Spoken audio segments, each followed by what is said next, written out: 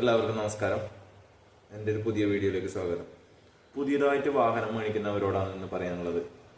5 വർഷത്തേക്ക് 2 വീലറിനും 4 വീലറിനും 3 വർഷത്തേക്കുമാണ് ഇൻഷുറൻസ് ലഭിക്കുന്നത് എന്ന് കരുതി ആരും 5 വർഷവും 3 വർഷവും ഇൻഷുറൻസ് കൊടുക്കാതെ നിൽക്കുകയാണ് ചെയ്യുന്നത്.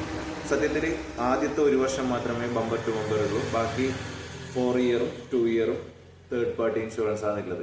അതുകൊണ്ട് എല്ലാവരും 1 വർഷം കഴിയുമ്പോൾ തന്നെ ഇൻഷുറൻസ് ഓൺ ഡാമേജ് കവർ കൊടുക്കുന്നത് അത്യാവശ്യമാണ്. അല്ലെങ്കിൽ നിങ്ങളുടെ വാഹനത്തിന് എന്തെങ്കിലും സംഭവിച്ചാൽ ഒരു ക്ലെയിമും കിട്ടുന്നതായിരിക്കില്ല. അതുപോലെ തന്നെ പുതിയതായിട്ട് എല്ലാവരും പുതിയ വാഹനം വാങ്ങി RCക്ക് വേണ്ടി വെയിറ്റ് ചെയ്യും. പക്ഷെ ആർക്കും RC തന്നെ ലഭിക്കുന്നതല്ല. കാരണം ഇപ്പോൾ RC എല്ലാം ഓൺലൈനിൽ നമുക്ക് ഒന്നെങ്കിൽ അക്ഷയ സെൻറ്ററോ അല്ല ജനസേവന കേന്ദ്രത്തിലോ പോയിട്ട് പ്രിൻ്റ് എടുത്തിട്ട് എടുക്കേണ്ടതാണ്. അല്ലാതെ RC ആയിട്ട് നമ്മൾ കൊറിയറായിട്ട് വരുന്ന ആരും കാത്ത് വെയിറ്റ് ചെയ്യേണ്ട ആവശ്യമില്ല.